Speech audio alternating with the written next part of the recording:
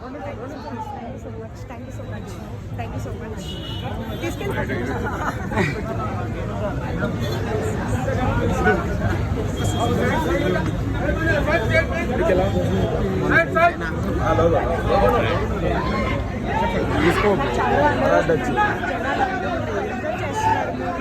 అంటే వచ్చి చూసి ఏమవుతుందో